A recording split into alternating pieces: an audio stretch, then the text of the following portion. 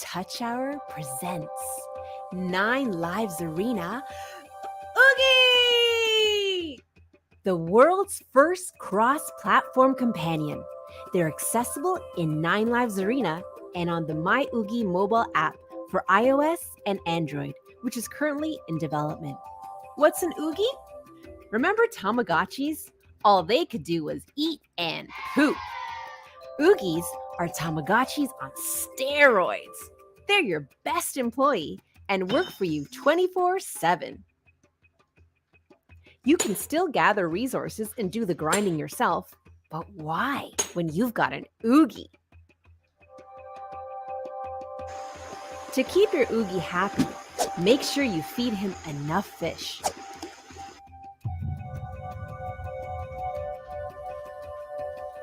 Otherwise, he won't work for you. OOOGYs are your best friend and will cheer you on. There are over 3 trillion different looking OOOGYs. OOOGYs are made up of a combination of different genes and 12 royal bloodlines. The more royal bloodlines your OOOGY has, the rarer he is. And the rarer he looks. All OOOGYs have 3 unique traits that are randomly generated: luck, immune system, and anger issues.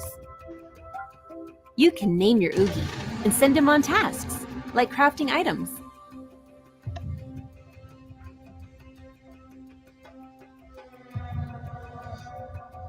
Don't delay. Grab your OOOGYs today at the 9 Lives Arena store, and we'll see you in the arena.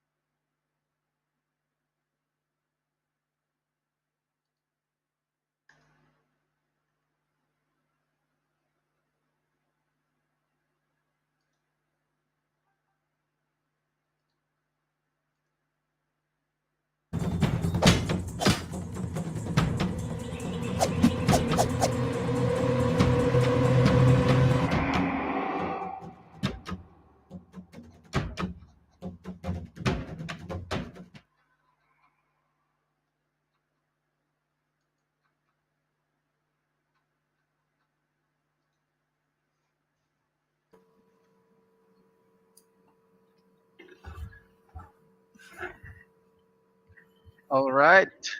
Good evening, everyone. Good evening, online Filipino freelancers. Can you just confirm that you can hear us? I can hear you. All right. Okay. Let me just check the community page, so just to make sure they're hearing us. Awesome. Okay. So, what time is it? Yeah, it's exactly 10 p.m. in the Philippines. So, good evening. Magandang gabi sa inyong lahat, online Filipino freelancers. Uh, before I begin, I just like to say thank you to MSI. This session is powered by MSI, by the way, and of course, uh, I would like to thank everyone. Here I am again.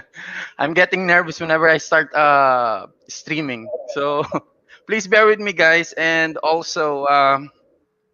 I'll be speaking in more in English and little Filipino because because of our guest, he's from Canada. But anyway, so as I was saying, thank you very much for attending uh, Gaming Monetized Session 2. And for tonight, we will be discussing about Nine Lives Arena.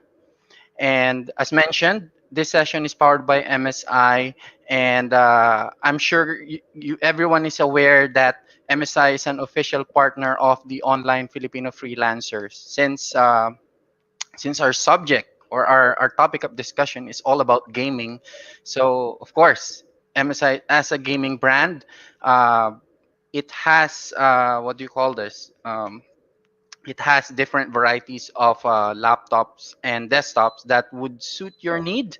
And since, of course, we're known for the gaming industry, so I think that an MSI unit would be fitting for playing games, especially.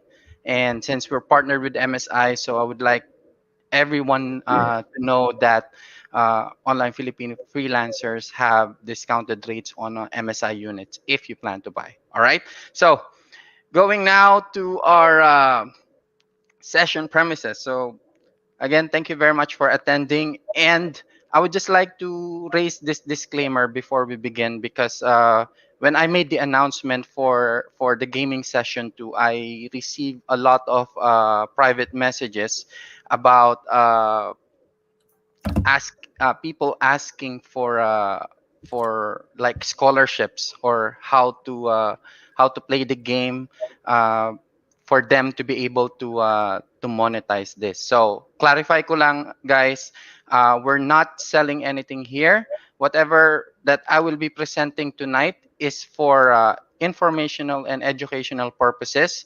And as promised, for those who attended OFCON 2021 last May 26th and 27th, if you remember, part of my speech and one of our speakers also did mention about crypto gaming and gaming that can be monetized. So we're doing these sessions every Friday or Saturday, whichever is feasible for our guests, to introduce to you guys all those cryptocurrency games that can be monetized basically. So anything that we can be able to find and understand, of course, to venture. So we will present them here, one game at a time, one game a week. So this is again session 2, and our topic is all about Nine Lives Arena. All right. And also, before I introduce our guest, since we are on YouTube Live, but I would prefer if you have any questions, guys, for later, please raise your questions within the off community, okay, or within the post that I made this announcement. All right. Okay. So let me introduce first before the game proper. Let me introduce to you guys. I'm really very happy that because when I was trying to reach out with these games, with the different games, he was one of the first people who responded on my message, and I was really surprised that I was directly speaking with the CEO of the game. So um, I was I was nervous when I was trying to converse with him. So anyway, without further ado, I would like to introduce to you guys Mr. Ralph Lämmche. He is the CEO, the game creator, and the producer of Nine Lives Arena. So he will tell us everything about this game, how what are the mechanics, the tokenomics, and how will be able to play this game and how we can monetize it. Of course, this is the most important aspect for us. All right. So, Mr. Ralph, good morning to you. Good morning Good there in evening. Canada. Good evening to the Philippines. And Yes. yeah, So, I'm great. We have like the opposite time, right? What time is it in yes. the Philippines right now? Right now it's 10:05 at night, and I Yeah, think and it's here's 10 10 here in a.m. the in morning. the morning. Yeah. Awesome. Yeah, so I'm very happy to be here, and thanks for the introduction. And also, funny enough, I'm talking to you on an MSI GP66 Leopard Awesome. right now. So just in the theme of your MSI. Awesome. Awesome. So, anyway, Ralph, can you tell us a little bit something about yourself before we go on Yeah, the gaming proper? So, before you started Nine Lives Arena, yeah, what were you okay. up to? So when I was around 11, I think I was 11. That was in the 70s. So I'm a little bit older than probably a lot of you guys. But my dad brought home a gaming console, which was the first one ever, and it was called Pong. It only had it had three games, kind of Pong and like two variants of Pong. But instantly I was so hooked into gaming, and I made these big tournament sheets for my whole family and friends. Like real deathmatch tournaments where you only proceed if you win, and the loser was out of the tournament. And funny enough, also that was the first game I ever played, and it was a one versus one, right? And I guess it stuck with me because the head-to-head competition with another player is always something that I love. I'm very competitive, so I have been a gamer ever since, and I have owned a lot of gaming consoles over the years, and a lot of different gaming computers, the home computers back in the day, the C64, the Atari, ST, these kinds of stuff, and all the early consoles, you name them. And Hmm. until today, I'm still a hardcore gamer. And my favorite genre in gaming has always been RPGs. Hmm. So when I was finishing school, I knew I wanted to do games, right? But back in the day, that was like, yeah, nobody really, gamers were looked at like really niche. And when they asked me at school, what do you want to be? I'm like, I want to do games, and they look at me like this, and they say, oh no, there's so much more interesting things you can do with computers. You could be like a database programmer, and that just sounded so boring. And I'm like, yeah, no, maybe not. I take my chances. Yeah, and I was one of the first people in Germany that got a job in the games industry.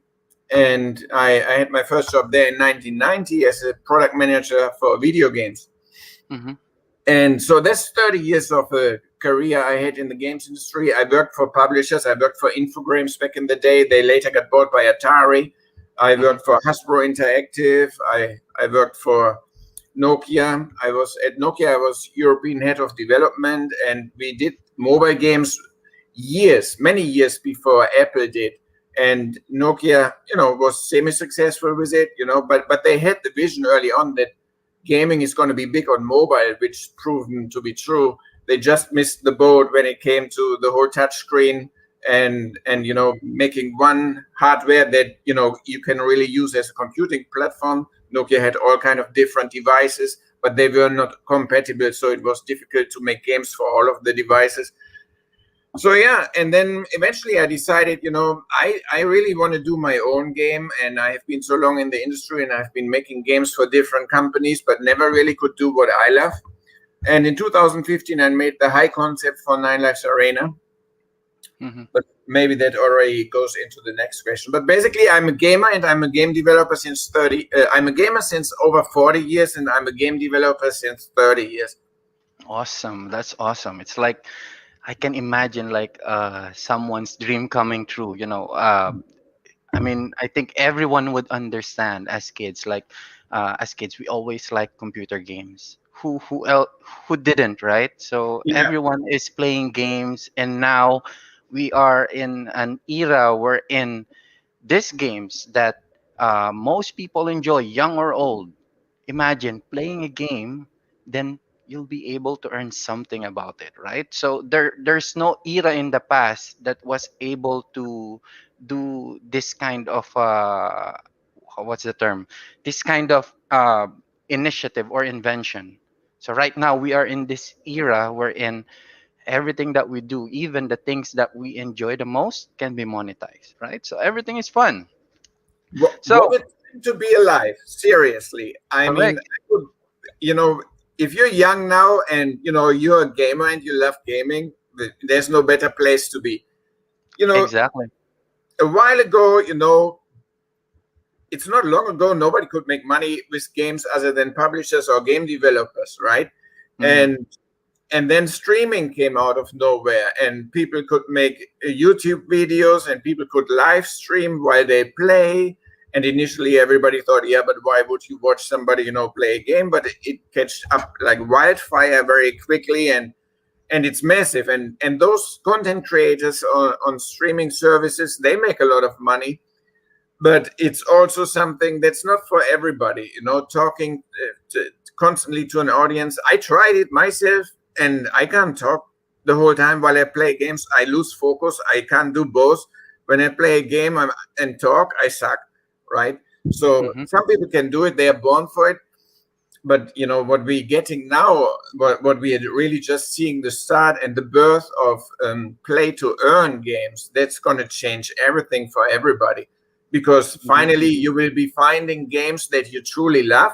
And we all know, when we play MMORPGs or RPGs, we're spending hundreds, sometimes thousands of hours in a single game. League of Legends or World of Warcraft, or back in my day, when I had the first MMORPG experience, that was in 1997, end of 1997, Ultima Online. I played that for until 2003. And Mm, it's like a second full-time job when you play a game like that, right? You work 8 hours a day, you go home, you play another 8 hours, you go to bed, and you're tired. Yeah, and on weekends you play more than 8 hours a day. So these games already consume so much, they already are like a full-time job. But you could indeed. never monetize as a gamer. And now you can. This is starting now. You see the first games that already are up and running. I hear you had Axie Infinity as a session before, Mhm. right? And they Yes, already, I think, one of the first games that are fully launched, and they're monetizing, and they have that there. And it's one of the first games that it's a good showcase, but also it's a flash game, right? It's not you know fully into 3D graphics or anything. It's a 2D game, but it doesn't also matter, because at the end of the day, it's all about gameplay.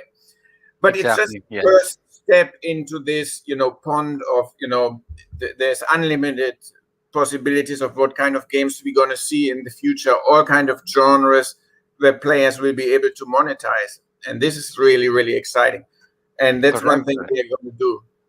Yeah, and as I was mentioning earlier, in this era of ours right now, I mean, a lot of the gaming companies are actually shifting now into, embracing cryptocurrency. They're embracing the technology for them to be able also that their games can be monetized. So in the coming future, almost all games will be exactly as like this, right? So anyway, before we proceed, I just like to greet some of our friends who are who are watching right now. Of course, our founder in our community, Online Filipino Freelancer. So CJ is our founder in off, and also Mappy and the rest of the admins in the Online Filipino Freelancers. I would like also to say hi to MSI Middle East MSI Philippines and MSI HQ in Taiwan. Some of our friends there are watching right now. So good evening, everyone. I'd like to say hi also to Ken and Lowell and the rest of the Cryptomad Q&A group and the Matapang Signals group. So good evening, guys, and welcome. Also, I have plenty of people to say hi. But anyway, uh, I'd like to say hi also to Floy Wikoko and the of TGIF, Horeb Elliott, and the creators of Wealth Group. I'd like to say hi also to my gaming clan here in the UAE, Pinoy DE. Good evening, guys. And also some of our friends in Key Familia, KI family. Good evening, guys. And last but not least, I'd like to say welcome to some of the representatives here. They're watching us right now. The future gaming subjects that we will feature in the coming weeks, they're currently watching us right now as well. So welcome, and I hope you get to have a feel of what the sessions will be all about. All right. So let's proceed, Ralph. My first question: what is Nine Lives Arena? Can you tell us something about this game? Yeah, at the heart, it's an RPG, and it is a competitive RPG. It's focusing on one versus one PvP and crafting the most. So, and of course, the crafting is different than in other games. While you craft items, these are on the blockchain. So you're actually crafting NFT skins, character skins, that you then can sell to other players. And on top of that, you have a little helper in the game, an OOOGY, which is actually your personal employee. So he works for you 24/7. You can be offline, and he's working. So you be on the beach or in a bar or at school, and you have a little guy in the game that is running around and gathering resources for you. Like he's picking up stuff from the beach, or you send him mining, so he's gathering iron ore, stuff like that.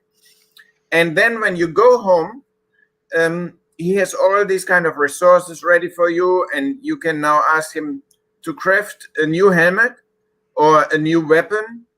And in the future, right now you can use it yourself already. You wear it, you put the helmet on, and then you go into the arena and you fight other players, right?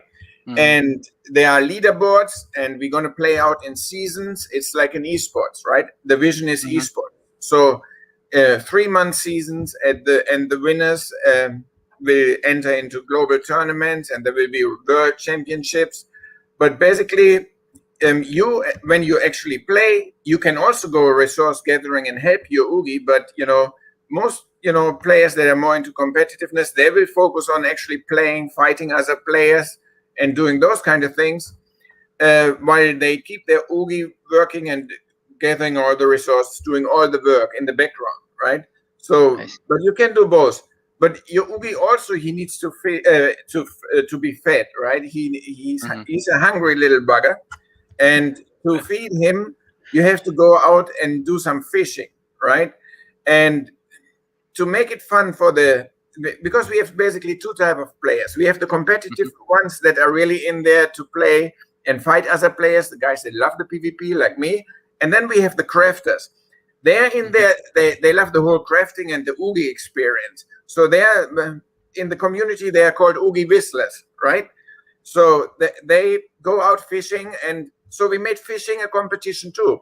There are a lot of legendary fish you can catch, and they also play it out in 3-month seasons. And at the end of each season, the guys that catch the biggest legendary sharks or overall the best fishermen, they will also get NFT prizes, just like the best combatants, the best warriors on the leaderboards. So you got a lot of things going on. There's also treasure hunting in the game. You can send your OOOGY treasure hunting. And the whole vision is that we have the core game on PC, which is Nine Lives Arena. And then there will be the My OOOGY app on your mobile, right? So now when you're away from Nine Lives Arena, and let's say you lay in bed like late at night, and you're thinking, okay, me tell OOOGY to go lumberjacking now rather than mining because he has been mining for the last 5 hours. So then you can just switch his task on the app and tell him, okay, now go lumberjacking, and then you go to sleep. So next morning he has a lot more wood in the oven that you can use to in the forge to create iron ingots out of all the ore that he made, stuff like that. So I see. it will be much more convenient to also do the fishing while you may be watching TV and on your mobile phone, so you catch some fish to make sure your OOOGY has enough food. And then when you're back at your PC, you can do the whole competitive part. But I see. also, of course, you can all the resource gathering and stuff is also important to craft NFTs. So you said I can share some images, right? Somehow? Yes. Yeah. If you can, just click the share button there below, then I will post it here. Okay, let me do that real quick. All right. Preview. So anyway, while you're doing that, you were mentioning about OOOGY's role and task. So basically, he's our friend that whenever we're not playing, he can gather resources for you. Aside from resources, if I understand correctly, the resources that he gathers are the ones that you can use to forge for your armory and your fighting tools, right? That's correct. Mm-hmm. And is there anything else that he gathers for us aside from the tools that we use for fighting? But maybe later on we can answer that part on the other questions that I'm going to be asking you. Yeah. So what was the question? Sorry, because I was just looking for the image. Yeah. Aside from what OOOGY is gathering, like the tools that you use for crafting your armor and your fighting tools, is there any other materials that he gathers for us Oh aside yeah, from that fight? he gives us a lot of things. So let's say you start the game, right? You have like maybe 8 different spells that you can use on your main hero, and you level up your character, right? And just to give you a glimpse, 1v1 PvP in Nine Lives Arena is risk versus reward, right? It's called 9 lives, 9 for a reason. You guys, they level up pretty quick. Maybe takes you 2 hours to make a character, not like 3 or 6 months in an MMORPG, but they die when they have lost all 9 lives. In Trainings Arena, they don't lose any lives, but when you're fighting in the ranked arena, every loss is you lose a life. And but if you die on your last life, you also drop items that your opponent can pick up, right? And they can be NFTs too, right? So if you drop an NFT based weapon, your opponent might pick it up. It's a little bit random which item you will pick up at the end of the fight. You might get his helmet, you might get his weapon, but you only get those items when you kill somebody on their last lives, right? So you're fully safe in Trainings Arena and in Nine Lives Arena. Only when you're down to 1 life and you die, you drop an item. And it's also not over there. The permadeath happens, but once you die, you become a spirit. And as a spirit, you can enter another area in the game, which currently is the crypt. And there you hunt other players. And each player you kill, you get a life back. If you manage to get 9 lives back, you resurrect as an immortal. And immortals, they have another arena they fight in, because every time they win, they gain a life. So they are hard to kill, because when they lose a life. When they win, they gain a life. So they're kind of keeping themselves alive by the more they win, the more lives they gain, and they compete on a different leaderboard. So now for every arena match, you also get loot, right? So there's a lot of really cool stuff you can get. You can get a Black Phantom Stone, for example. That's a super rare drop. And Black Phantom Stones turn you into a Black Phantom, which is the worst nightmare for these immortals, because if a Black Phantom kills an immortal, no matter how many lives the immortal got, he's dead, right? Then there are some things like Soul Stones. If you have a Soul Stone, a spirit can use it to gain another life back instead of fighting, right? Mhm. and the list of rare resources in the game is long, and we keep adding to it. So it's really exciting to see what you get. You can also get an NFT blueprint if you're lucky as arena loot. And I here's see. the thing. On our website, we are selling the blueprints, and I would really like to share one, but for Yes, some please. reason it only lets me allow to share videos. 1 minute. Let me. Share It's screen. not allowing you to share screen. Yeah, let me share my screen. All right. Okay. Is that working? It's not showing up yet. Okay, maybe in a minute. And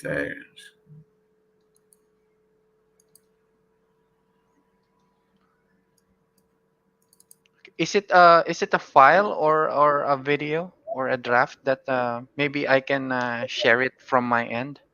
yeah, maybe you can share it. Yeah. Let me cancel this. All right. So while you're sending that to me, I just want to raise this question because earlier you were mentioning something about esports and of course uh, games that are competitive like Nine Lives Arena. So what make what makes Nine Lives Arena different from e-games or any other games today? Aside from the of course, aside from the fact that this game it can be monetized, but what makes it different in terms of the other e-games out there? And by e-game, you mean what? Video Uh, game in general, or? one example, I remember my brother playing an MMORPG game that I remember he used to sleep in the internet cafe playing the game. Like he stays there for 2 to 3 days without going home. So some games are really that kind of addictive. And I used to remember that when we has this character which is fully buffed, high level, then he starts selling it. So at the time, that's the only way for you to monetize games. But now, of course, But there are.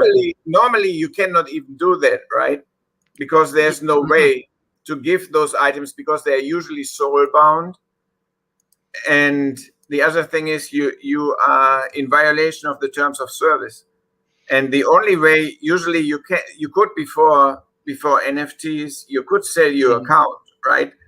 But Yes, then they're selling the account basically with the yeah, you were character selling in it. the account, but that's the biggest problem with fraud, because you can, like, a year later you tell the publisher, look, my account got hacked and I have no access, and they look into who was the original purchaser by credit card or whatever, how you bought it, and what was the very first email that account was bound to, and they Hmm. reinstate it to you. So the guy you sold it to now doesn't have access anymore. Maybe he bought a lot of in-game stuff in the meantime, and you got your account back.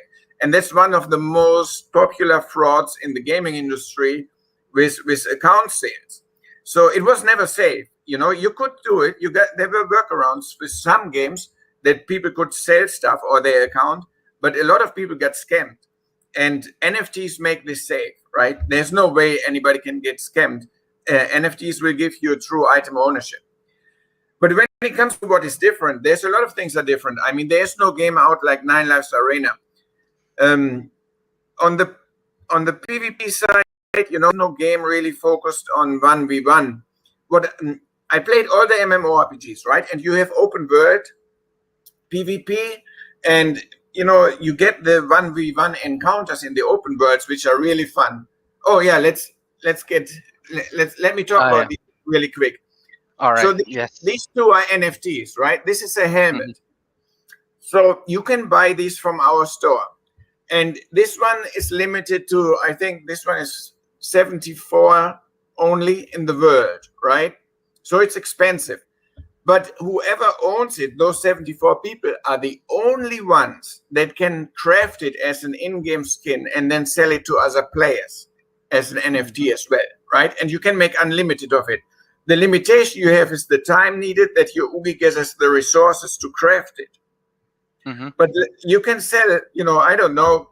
We are balancing that out still, but you can sell a bunch of those every month and on the marketplace and make a lot of money.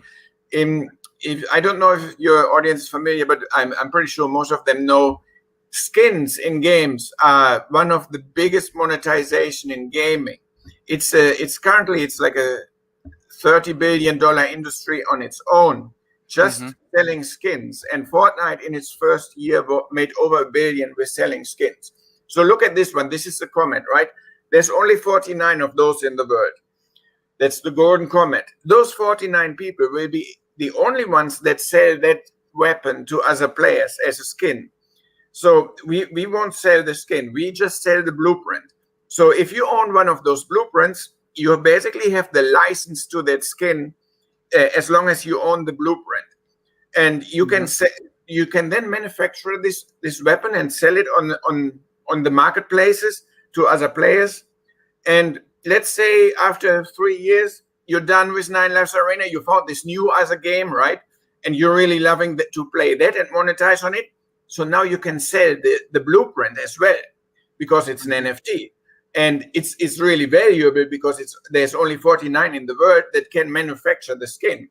So you will probably get a better price than you paid initially for the blueprint when you sell it after 3 years, while you were monetizing with it the whole time, crafting NFTs and selling those swords. So right now it's sold out. That one is sold out, and it trades already for a lot more on the marketplace than we originally put it in the store for. And that's the case because of the rarity. And we have different kind of rarities. You know, it starts right now at 9. The rarest items are 9, and then it goes all the way up to hundreds, and it will go up eventually to a few thousand for some of them. And we have some free ones that we drop once in a while, or if you win a season, you're getting blueprints, right? If you're really good at competitive, at PvP, you can get free blueprints. Or fishing, we gave away some of the blueprints in the fishing. Right now, the season that is running is only running since the beginning of this month, and it runs for 3 months. So both the combat leaderboards have been reset on the 1st, and it runs for 3 months, and then we give out another bunch of prizes. But yeah, anybody can really become a crafter and sell skins, rather than, you know, being Epic or any kind of big publisher that sells skins. Any gamer in our game can be somebody who sells skins to other players that are more into, you know, playing the game and owning cool skins, rather than monetizing themselves, because they might not be interested in it. Or they might own a blueprint and do the same thing, but, you know, for a different kind of item. But, you know, they want to sport maybe this one on one of their guys as well. And we have a natural item sink in the game, which is very important. Otherwise, the market would flood, right? If you would make countless of these skins and there was no item sink, eventually, you know, there would be a market saturation and the prices would collapse. But because players can actually lose items in their arena when they play competitively, you know, they will also not, there will always be a demand. And now let's say you have no big budget and you want to own one of these. You can just use them in friendly duels and use them in the trainings arena, but you don't equip it when you go into the Nine Lives arena. Because the moment you step foot into the Nine Lives arena, it's soul bound, right? So that you can't exchange it in your last fight when you're down to 1 life. So, but we have another dynamic. When you die, your best guys, they become a statue, which is also an NFT on the blockchain. It's basically a trophy of your guy, right? Let's say you're a streamer and everybody watches you fight and you made 99 victories or 50 victories with your guy, and it's like a really, really good score. And now you die, right? Your audience is devastated that your guy died, but now it's an NFT on the blockchain. And you see every weapon that the guy owned on the character, right? So this blueprint, even though you lost the skin of the sword, it now is on your statue. And the streamer can then say, okay, I'm selling this to you guys, or I give it away, you know, to one of my audience, to one of my loyal viewers. And, you know, that person then forever has the statue with this weapon on it. Or maybe you are a famous, PvPer and you're going into a tournament, you want to look cool, right? Because, you know, everybody knows you. or you're a Twitch streamer and you have people, you want to look cool. So these people are going to go, and those who don't want to manufacture themselves and spend a lot of money on a blueprint, they will just buy the skin for, I don't know what the market price will be. Let's say it's $2, right? You can buy the manufactured version of it for $2. So if you lose it, it's not so big of a deal because you fight a long time with it. Then you lose it eventually, and then you buy another one for $2, a month later or whatever. And some people spend a lot of money in games. They have more money, so they probably want to look cooler than the other ones. But none of this is ever play to win. These items are neutral. The blueprints are neutral. So if you want to just compete, you don't need to buy any of them, because the game starts you out with blueprints for the basic ones. You look boring. You look like everybody. You have the starter equipment, but when OOOGY crafts the items, they can be just as powerful, because the better your OOOGY levels up, the better quality gear he can make out of the blueprint, right? So there's a lot of depth to it when it comes to the items themselves. If you and me, we make a gold comet, right? Both of our gold comets will be different, because you have different random stats on yours than I do, because they roll randomly during the crafting onto it. And if your OOOGY crafts an epic version and mine crafts a rare version, you also have a higher stat budget on your golden comet than I do. So the crafting is interesting and complex, and not every item that gets crafted and sold on the market is identical to another one. So and then you have players that are after different stats, right? So maybe you like Life Leech a lot because it heals you while you fight. So you're looking on the market for a version of the Golden Comet that is high on Life Leech, while I like Crit Chance, right? So I go after one that I want to buy on the marketplace that has a high number of Crit Chance on it. So people will be looking out for different ones, and you have your OOOGY crafting, and the good ones you put on the market. The bad ones, you melt and get the resources back, and you start having them craft another one, and eventually, you're selling your best gear, and you're wearing your best gear because you can make it for free for yourself. So yeah, that's how the NFT and we are the first game that really gives players the ability to monetize on skins, right? By becoming their own shop, and a free employee, OOOGY, that only runs on fish, right? And fishing is fun too. Correct. So reminds me of one game that I used to play. It's an RPG adventure game, but there's a part there that you get to fish. So anyway, you have clarified to us that of course, indeed, NFT is the one that can be monetized in this game. But aside from NFTs, is there any crypto coin that can be generated within this game, or it's just all about the NFTs that people can craft, and your OOOGY can help you, of course, build the materials or the suits, the armors, and fighting tools that you would need, and eventually, of course, you would sell. So, does the game have crypto coins in it? no, Does it? we don't have any coins. Making the whole economy around the coin is really complex, right? And it's also easy to go the other way, and players left there with a very frustrating situation. And I don't want to go into details, but there is a lot of upside to having a coin in your game, and there's also a lot of downside to it. There are pros and cons with it, right? Indeed, so correct. For us, the key really was, first of all, we want to have this game for what we love, which is PvP, RPG, making a great gaming experience. And we love crafting. And when in 2017, when the whole first craze with crypto and came up, and there were a bunch of gaming coins, I looked at them, I evaluated all of them. And for me, looking at it, I think this is a much more elegant version for us, and it's a scope we can handle. We are a small indie team, right?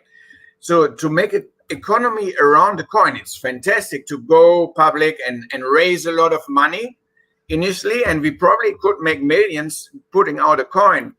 But we are not in it for the money, we are in it for the gameplay. And if we care for one thing, is to make the best game that's the most fun possible.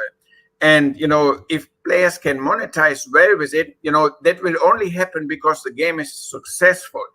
And for us, if the game is successful, all the gamers that are in it and in the play to earn environment, they will be successful too.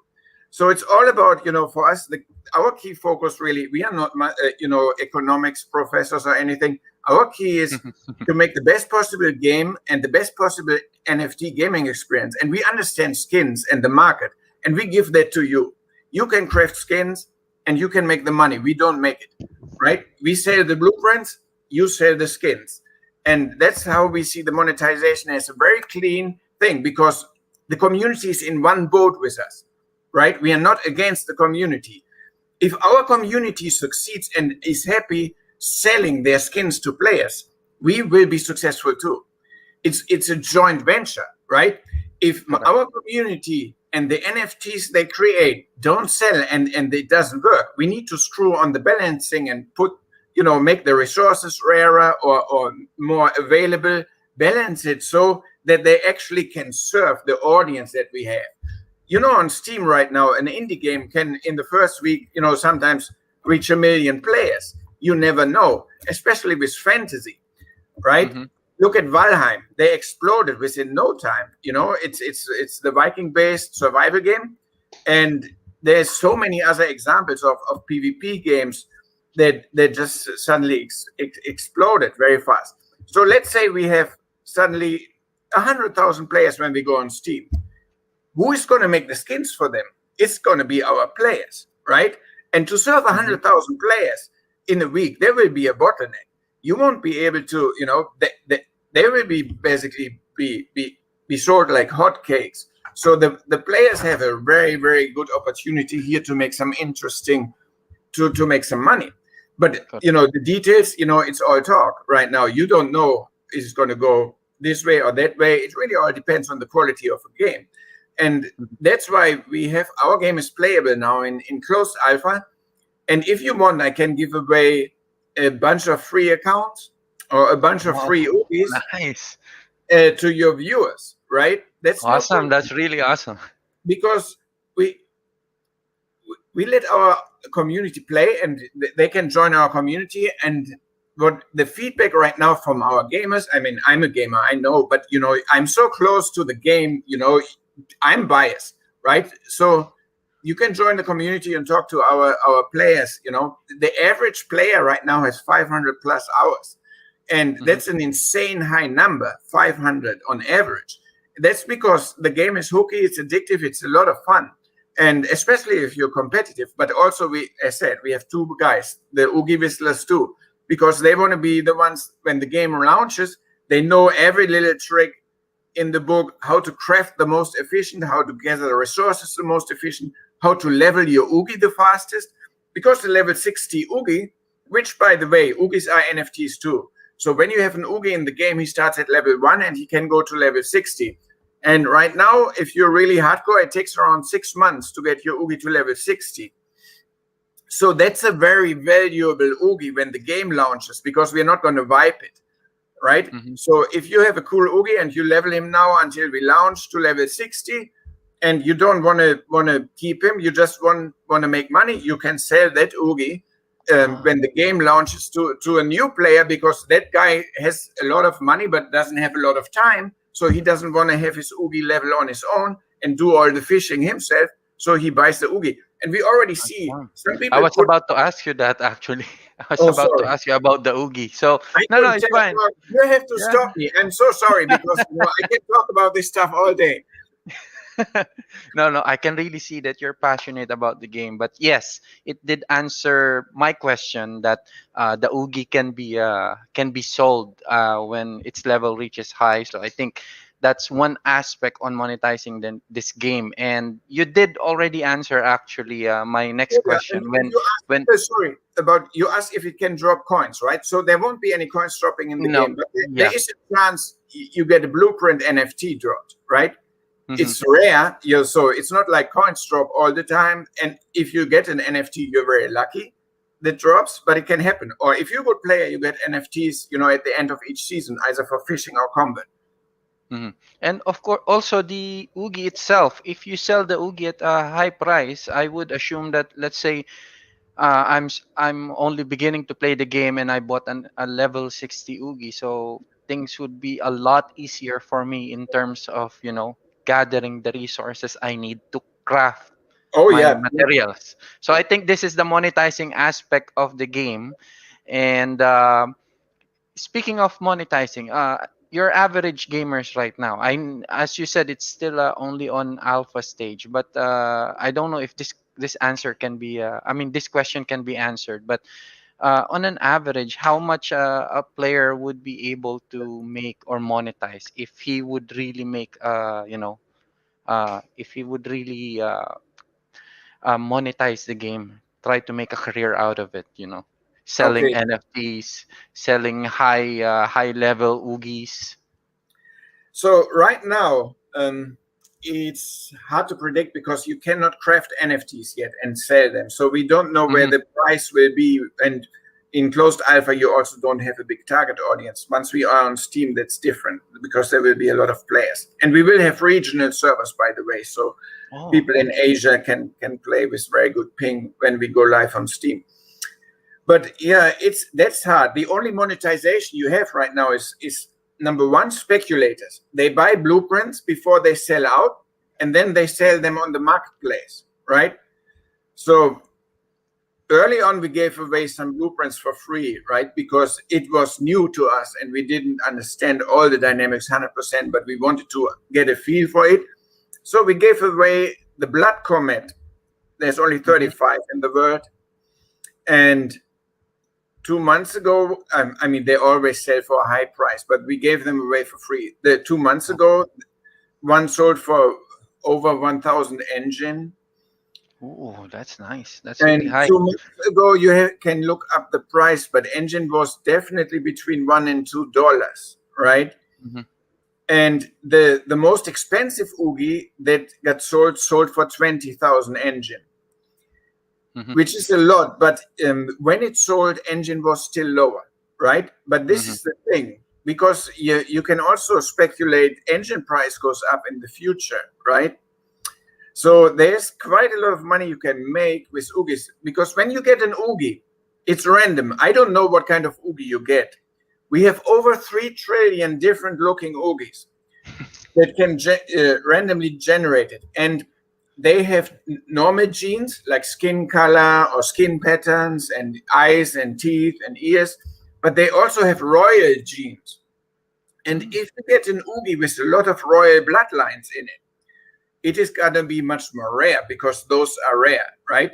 So Hmm. the rarest would be 12 royal bloodlines in your Oogie, which has never dropped. We had one drop though that was 11 royal bloodlines. So those are legendary Oogies. So we have like common ones, rare ones, epic ones, and legendaries. Legendary. Yeah, Those are and really gonna be more expensive, of course. they are more expensive, as I said. Hmm. The most expensive one sold for 20,000 engine, and Hmm. at today's engine price, that's, I don't know, $30,000 or something. Yeah, 1.5, 1.8. So around that Mm. price. Yeah. You Yeah, did, by the way, you mentioned earlier that this game is gonna be out on Steam. Did I hear you correct? yeah, Steam. We're gonna launch on Steam. All right, guys. So you heard it from him. This will be out on Steam very soon because I know a lot of players. Even my gaming clan, most of the games that we play via Steam. So this is really very interesting to know. So anyway, Ralph, before And then we yes, and yes, please. then we have some players which are too lazy, but they have a good Oogie. They Mm-hmm. actually gave their Oogies to another player to level them for them, and they pay them a couple of $100. Basically, an Oogie leveling service. And we have that seen I mean, it's very early days, but we have seen quite a few people do it. So that Is might that become, okay? Is that okay? Is that legal to do that on the game or? oh, you own your, this is true item ownership. You own your Mm-hmm, Oogie. You know, it's your risk to give it to the other person, right? mm-hmm. And level it and give it back to you, right? I see. Okay. All right. It's clear. So it's risky for you, but it's something you can do, right? Mm-hmm. So, but Yeah. you know, All right. So anyway, before I proceed on the other questions here, so again, I'd like to say hi and welcome to all our viewers right now, and hopefully just stay for the rest of this session because we will be announcing something later on. And it's quite interesting. You did mention something that we may be able to give something out for the community, but let's draft something about it because of course we want to give this prize for those who would want to play Nine Lives Arena. So guys, just wait for us. Just give me some time. I'm just gonna draft something so at least we can do this properly and we can give the prize to the deserving winner. All right. So let me just check some of the questions here before we proceed on my own set of questions. Gerald asked here, can we play PvP and do crafting at the same time? yes, All basically right. at the same time, anyways, because your Oogie can be crafting while you do the PvP, right? Mm-hmm. Okay, and another question here. Or you craft you know, you can also do the resource gathering while you're not in the arena fighting, and then after jump in the arena. But you know, that's what Oogie is for. He really helps you, and he can do it all the time. If you want to be faster, you can help him. But most people just let the Oogie do it. I see. All right. And another question here. So I think I can answer this one. He said that is this another waiting game wherein you wait for the energy to refill? So I think he's talking about the first game that we featured. So since this is RPG and you're playing like in a Yeah, real world scenario, so there's no waiting turn. This is not a turn-based game. we You're have no playing live. waiting for anything. There's no waiting. You can play the whole time. There's no waiting. Mm-hmm. All right. And the next question Or here. is he meaning like Yes. these kind of games where you have to wait for a timer before you can enter the arena again, or you have to wait for something to finish? We don't have any of that. Correct, correct. Yeah, I think he meant for the same concept of Axie, wherein it's a turn-based game. So Yeah, I'm not good to familiar with know. that. I haven't Yeah, played, so I don't know. yeah. So this one is not a turn-based game, guys. So it's real time. You play, you fight, and your Oogie also does the thing for you in real You can time. fight non-stop basically in the arena, as long as they are opponents. During closed alpha, the player base is not as big, right? So they, and with all the different time zones, there's times where there's nobody. But the more active you are in the community, there's the in-game chat. You find people, or on our Telegram chat, or on our Mhm. Discord. You can also meet people and make sure you have matches. But that won't be an issue once we go into open alpha and we start actually active marketing and get more players in. But for now, it's all about for us the balancing and the play testing, and so Mhm. the All right. service can handle hundreds of thousands of players right now, which is what we're building right now. The back end, the scalability, to make sure we can have a lot of players. So right now it's a bit of a smaller community on purpose. I see. All right. And you were mentioning earlier that we can use our phone to monitor our Oogie, right? Our mobile phone. That's coming. So The app is not ready, but we're building it. Yeah. I see. All right. So there was a question here by Sazi. What is the minimum system requirements to play this game? And he did ask the device supported. So I think that would answer that you need a computer to play the game. And the mobile phone, if I understand correctly from what you're explaining earlier, is only for the Oogie, for you to be able to monitor Oogie. Yes, it's All right. asynchronous multiplayer. The Oogie app, the My Oogie app, is different. It's just for Oogie. Mm-hmm. While and there will be Oogie Combat too. We will have treasure hunting, fishing, and Oogie Combat on it, which is very different to the normal Nine Lives Arena combat, where you play with your character in real time. Mm-hmm. But yeah, they are two completely different games, but they synchronize, so you can use the same Oogie and you know, while you're away from Nine Lives Arena and monitor him. I see. All right.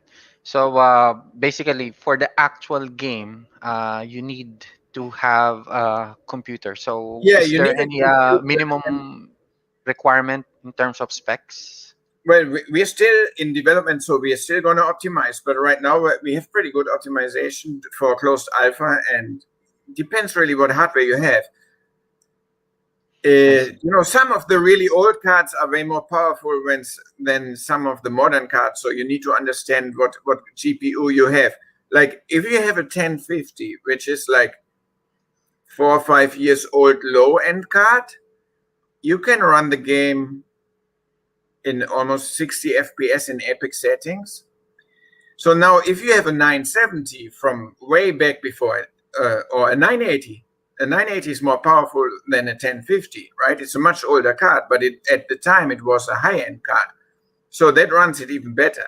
But I would say if you have a 1050 desktop or a 1050 Ti laptop, or go to and Google your GPU versus 1050 Ti or 1060, and you see if it holds up very well, then you have a rough idea. But basically, in 1080p, on a 1080p resolution, if you want to play in epic settings with 60 FPS, you need a 1050 Ti Higher. Yeah. or 1060, or a card that is roughly in that boat. If you're fine with 30 FPS, you can go way lower. But most competitive players like 60 FPS. And if you just want to be in there for the crafting and for the interaction with the OOGY, you get away with way lower frame rates, right? Because you're not fighting in real time. So it really depends on your focus. If it's competitive, you probably aim for a much higher FPS. Yeah, the higher the specs, the better. So I think that answers, because nowadays computer models, laptops and desktops alike, I think most of the people are now using 20 series and 30 series graphic Yeah. cards plus higher processing power. So I think that answers the part that it doesn't need much of that power, because by default most of the computer brands right now really have uh, good specs Oh already yeah. that this Just game if can be played. just if you're on an office laptop without a dedicated GPU and it just has an onboard graphics chip, then it's not gonna really be worth it, I would say. Mm, You probably have a slideshow, a few frames per second. I I mean, we see. have some very dedicated players that play an OOGY with that, right? And Mhm. they're fine with it for now until they get a better PC. But I don't recommend it. It might also not run if it's a really weak, office laptop without. Yeah. So another one here, question from Gerald Patrick. If I sold my high level Oogie, how can I have a new one? Of course, let's say I have an Oogie and it's on high level and I want to Right. sell it because I need some, I Okay. want to monetize it. How Yeah. will I have a new Oogie? So right now, the game starts and you have an in-game OOGY. Everybody has that because we don't want to Hmm. force players. There will be a lot of players that don't know about blockchain and any of that. They have no wallet. They don't understand it, and they need to be able to play, right? So they have an in-game OOGY. Everybody has that. So if you sell your level 60, you still have your in-game OOGY, and you can still play and gather resources. And if you don't want to sell your OOGY and just do the NFTs, you're just fine with the in-game OOGY. And he levels up to 60 as well. But he Hmm. can't be traded. But if you sell your level 60 and you want to know one, you can go to our store and buy a random OOGY. We have packs of 1, 3, 5, and 9 random OOGYs. And the other thing is you could go to the engine marketplace and buy an OOGY from another player that you like the looks of, and just buy the ones you like, right? Right now we sold around 14,000 OOGYs, and a lot Mm, of them are on the marketplace, on the engine marketplace. So you might be able to get one there, but half of them are on based still with Ethereum fees, and Ethereum fees are high right now. So, correct. Yes. but the other half of them are already on a newer technology that Engine gave us on JumpNet. They have no high fees. They have literally no fees. But you need to Yeah. be familiarizing yourself with the Engine wallet and the Engine marketplace for that the easier way would be from our store, but yeah, you can either buy one from their marketplace that another player sells. Okay, but in Because terms there of are some crazy people, they buy a lot of OOGYs and they yeah, just use the best one from the looks and they sell the rest to other players cheaper, right? So there's definitely a way to get OOGYs cheap. I see. But at any given point of the game, how many Oogys can you play? Or how many Oogys So can you have as you play? Only one, or you can have multiple working for you? right now you can only have one Mm-hmm. and working active at any time, because otherwise we would force people into a pressure to be competitive with the other players. They need to buy more OOGYs, which would be Mm-hmm. really unfair, because somebody might not have that same budget, and then they don't have the fair chance to be as competitive as a seller than the Mm-hmm. one that bought a lot of OOGYs. So no, you don't we don't force anybody to ever buy anything. That's why you can only use one OOGY active at any given time, because everybody can do that with the in-game OOGY, which doesn't cost you extra money. All right. Yeah. So And, that answers the but, question now for yes, yes, but please. when the OOGY up comes, as I teased already, there will be OOGY combat. You can train another OOGY to be a good warrior, right? And he Mm-hmm. fights for you. You don't control an OOGY. OOGY is an AI, right? OOGYs fight on their own against other players' OOGYs. But you can teach him what you want him to train. You basically are his coach. You tell him, I want you to get this magic skill and this one, and you raise these kind of statistics. Your health needs to be high, your mana needs to be low, because a lot of strengths and this kind of thing. And so, yeah, you can have more active, but not for working. Your worker bee OOGY is going to be just one at any given time. But you can have another one that is, or up to three, probably. We're still working out the specifics, how many. But, you can have some in training that are specializing on OOGY combat. Mm-hmm. And there will be farming, OOGY farming. So we can farm all kind of plants that is coming and stuff like that. But that would also be the worker OOGY. So there will only be one worker OOGY. So to keep it fair. All right. Okay. So there's one question here, but I honestly want to save this for last because I have the same question in mind. So let's ask that question later, guys. So let me just proceed with the rest of my questions. So now that we understand now some of the game mechanics about what's the role of Oogie and how a player can buff himself as a character before he fights in the live arena. So now let's go back on the beginning of it. I mean, before you even have an Oogie, before you develop your character. So the question is, what are the things I need to open or to start an account with Nine Lives Arena? Let's say for someone uh, who has basic knowledge on blockchain and cryptocurrency. So if I want to start playing this game, what do I need to do? What accounts do I need to create? Things like that. Okay, the very first thing is you need a computer, and with a decent GPU Mm-hmm. that you can run it. Then you can buy, or maybe you win it one today, a Founder Pack 7. We had more Founder Packs, but they sold out. They had some limited rare blueprints, and we might put another one in the future. But right now it's Founder Pack 7. It's 51 Canadian dollars, which is around 39 or 40, depends on the cost, but around 40 US dollar right now to get a closed alpha account. And that will be a lifetime account that also enables you through beta, and it will be a premium account when the game goes live. When the game goes live, there will be base accounts and there will be premium accounts. So whatever comes in the premium, it's not all decided yet, but it will have all of that. That it will be cosmetics basically, and full 5 character slots. All right. Okay. I'm sorry, guys. My camera just shut down. I think it's low battery. But anyway, I'll try to open it again. I just want you to know that I'm still here. My camera just shut off. So let us proceed while I'm trying to fix So this. yeah, let me continue. Yeah. So basically, you Yeah. have a computer and you get an account, then you can log into the game and play. Then if you want to play around with blockchain, you need either a blockchain OOGY or a blueprint. So blueprints currently in our store, they start at 40 Canadian dollars as well. And So you could either buy a blueprint, or you could buy an OOOGY, or you could look at the engine marketplace. But what you really need is an engine wallet, because the engine wallet you can connect to the game, and the game will read all the 9 Lives Arena items you got in your wallet and enable them in the game, right? You could buy an OOOGY and an OOOGY hat, like a funny hat, or whatever. OOOGYs have all kind of clothes, and there's got lots of stuff coming, and you could outfit him with that, and the game just reads whatever is in your wallet, and it will be in the inventory in the game, and you can equip your OOOGY with it. And you find all the blockchain OOOGYs that are in the wallet inside the game at OOOGY's bed. You can just flip through all of them that you have at his bed. And at the smithy where you do the crafting, you will see all the blueprints you own, right? Because they will show up there.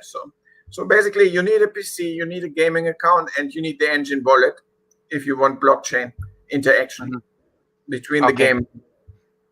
All right. And let's say at the bare minimum, someone who wants to start playing this game, how much do you think capital do they need to start playing? At least at the bare minimum. Of course, they need to buy something to start.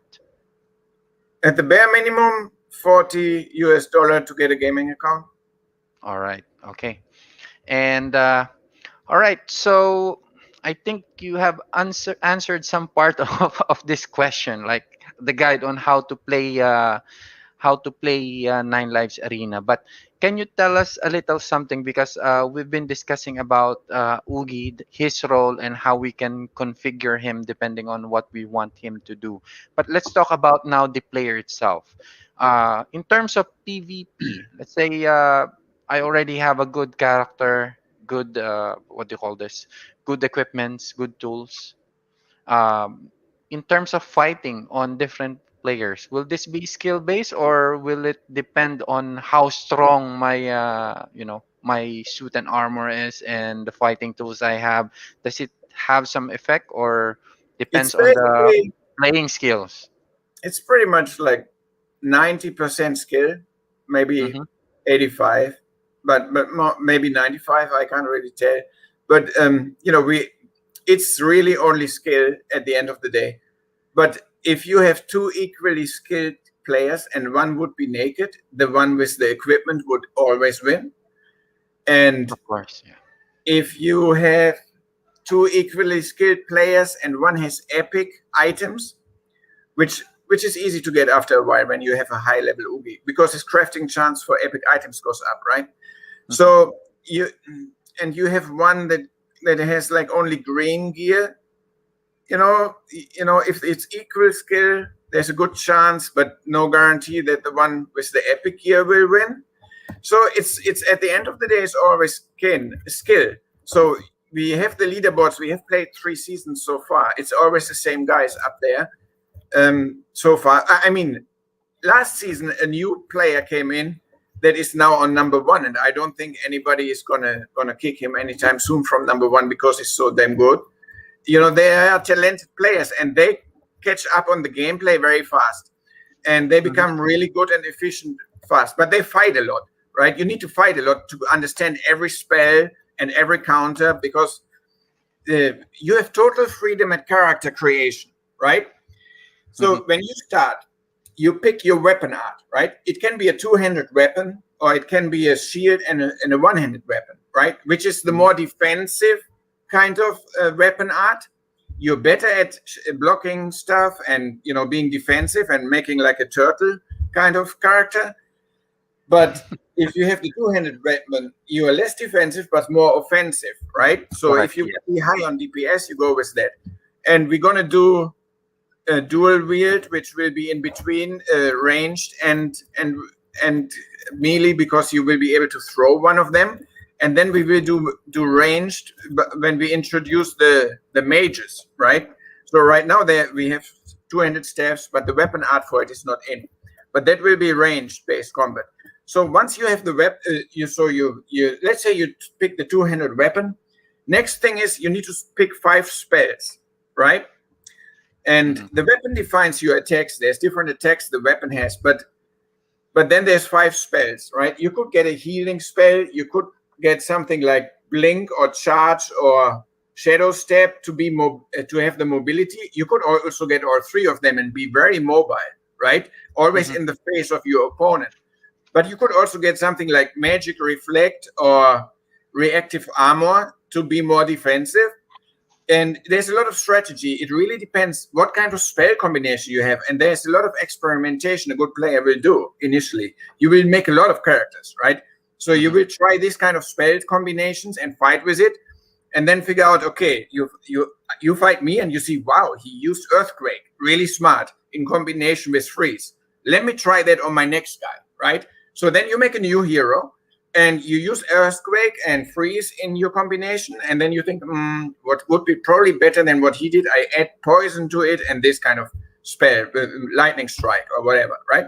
Or Clean or Curse or whatever. We have like 25 different spells right now, and they're all strategic, right?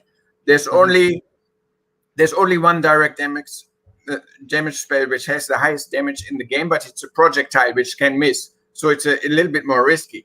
There's damage spells that have strategy elements with it. They do low damage, but they have something like silencing, right? So I hit you with a Lightning Strike, which is instant, and bam, you're silenced for 3 seconds. So you can't counter me with a spell. But it's only 3 seconds silence because I leveled up my Lightning Strike, because you can level up every spell, right? It becomes more powerful. But you only have 30 points to put into those 5 spells. So you could max 3 spells up to with 10 points each, or you could put 5 in a number of them, right? To make them power. So everybody has a very different strategy. And so far we had a meta at the beginning, which quickly got overtaken by another meta and by another meta. Then this new guy came in one season and he tried something completely different, and it became really strong. So, it's extremely satisfying and fun to min-max and trying out to different characters and find the play style that suits you the most, right? And people usually then, once they found something they're comfortable with, they stick with it. And that's when they really become very good at the game. Because they are really, fine-tuning their gameplay around their spells and their strategy.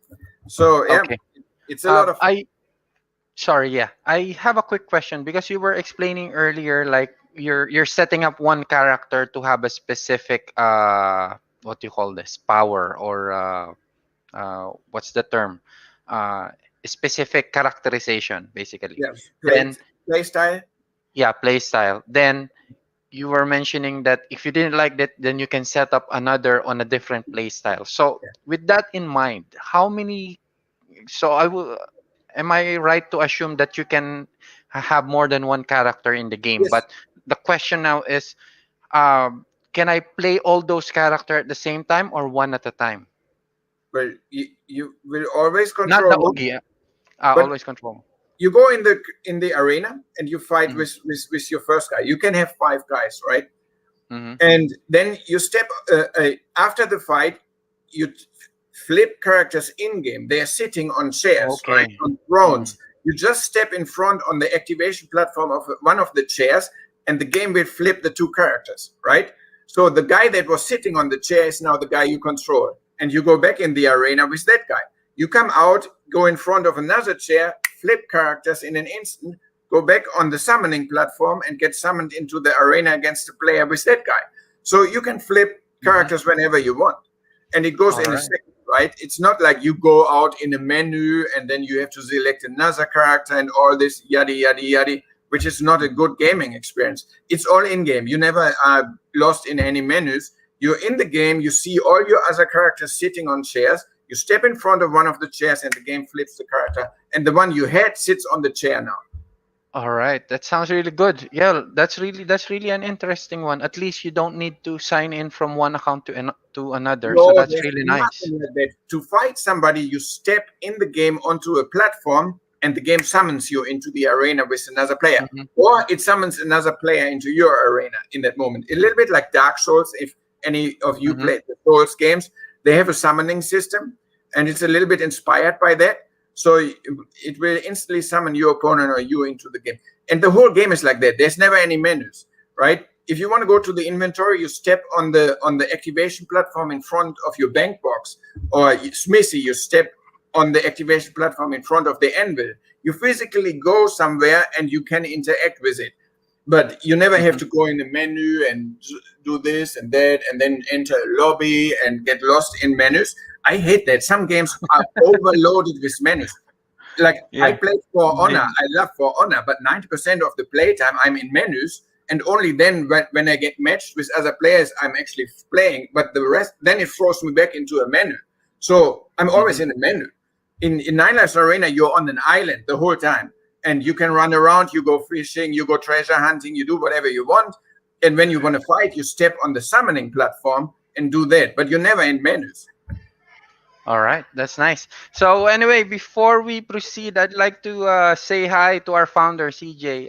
She did greeted you good morning. So good evening, Hello. partner. So I have one question here before I proceed on my next question. And by the way, guys, I hope you're really learning a lot about this game because basically Probably a lot.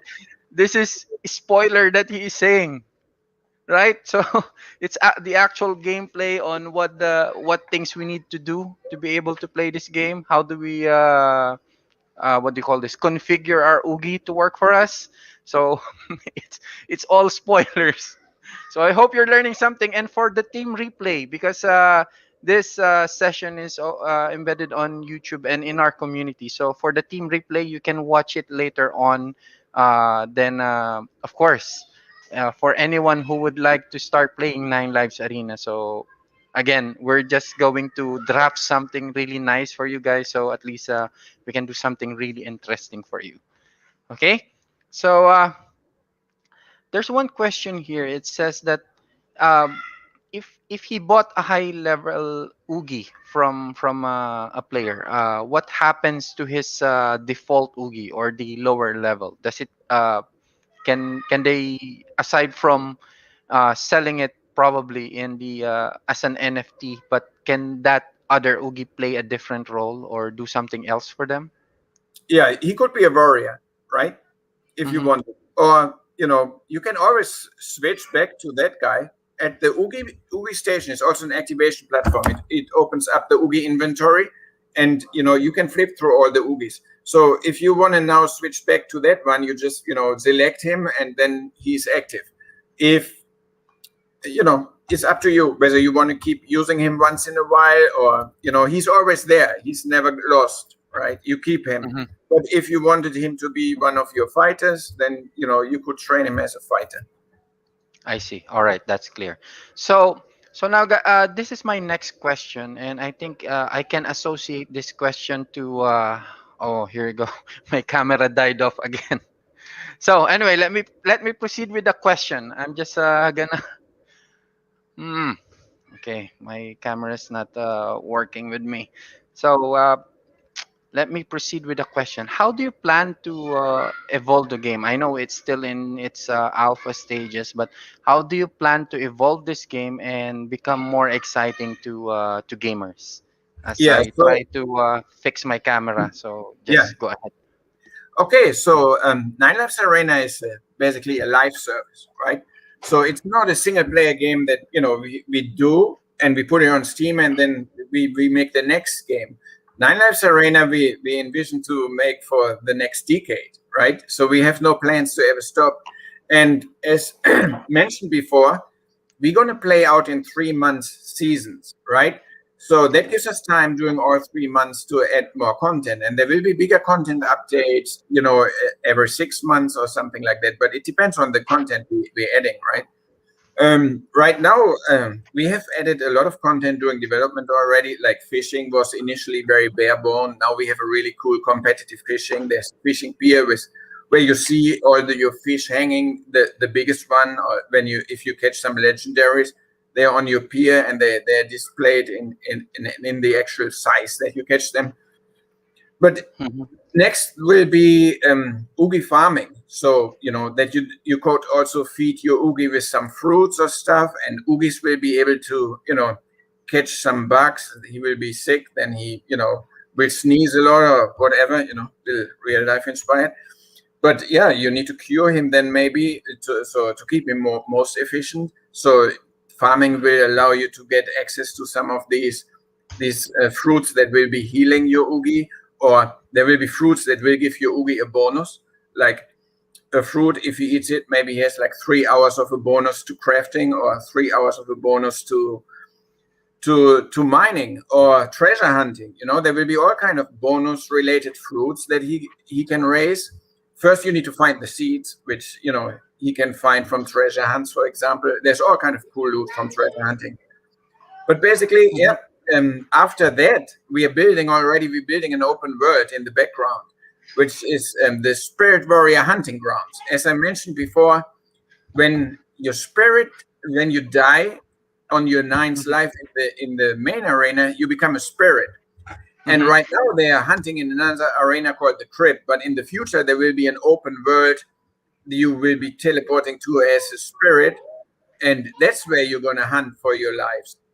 But other players will be able to, through a portal, to also go into this open world. And in that open world, it's very risky because it's all about PvP, but there will also be resources to be found in that world that you might be really interested in. And that's a lot of work right there. So we're having the Spirit Warrior hunting grounds, we're having farming, and we have a lot of other stuff coming which has been announced, but that's further down the road. So let's focus on those things first. Our idea is to constantly update the game and add more. And then, of course, there will be new spells, new abilities, new character races. These kind of stuff will also drop. And yeah, I mean, we can spin this on and on. There's so many plans we have, but first let's just focus on launching on Steam with a solid beta, which is key really. Right now, this is our whole key is getting the back end solid so that we don't crash and burn when the game launches on Steam, because we can already tell there will be a lot of players interested in it, and you don't. I see that a lot with early access titles. They don't survive their first week because they are online and there's too many players. So right now we're building that, and then the game will be on regional servers around the globe to play from. Now you have no audio. You have no audio. Hello? You can hear Now, me? yeah, All right. Yeah, I was trying to mute because my kids invaded the room now yeah, and no they're trying to problem. be noisy. Little champion gamers right there. Indeed. So anyway, we go now to that question because you mentioned Steam again. There are two guys actually, and I'm the third one who want to ask. So when is the planned time frame or planned date to launch the game on Steam? This Yeah, so was I'm trying to save it for last, but I think it's a good time now to ask the question. When do you yes. plan to put it live on Steam? Yeah, as I just said, we are building the back end right now, rebuilding it to be really scalable. The scalability is everything. We're working with the Canadian government. They have a service here, so we will be able to test with them. And Hmm. they're helping us a little bit with a little funding there too. So we're gonna make sure the service is ready. So once it's ready, it all depends on bugs, bug fixing. But later this year, we will do the open alpha, and once the open alpha runs stable and we have everything under control, and we will do some free weekend play testing, inviting players, stuff like that, to do stress tests. Once that runs stable, then we are pretty much ready to move onto Steam in an open beta. And so the target is open alpha towards the end of the year, and open beta early as we have it all stable next year. All right. So guys, now you know. So it's on the plans, and as we have been, I mentioned earlier, and he's discussing it. The game is still on its alpha stages, but anyway, I think it's playable already, and I did some checking on the communities. I think there's really a significant number of people already playing the game. So I think this really has a lot of promise for in the future. And now let's talk about security, because right now this has become an actually there's this one game, so I'm just not gonna mention the name of the game, but a few days back there has been an issue on that game wherein it has some DDoS attack. So basically there's vulnerability on the game itself.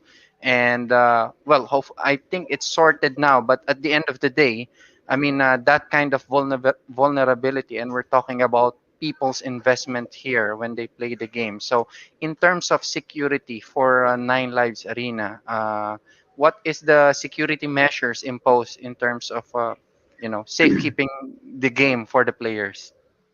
Oh, we're working with one of the best multiplayer services in the industry. So they are hosting a lot of AAA games, and they have extreme protection against DDoS. I don't know.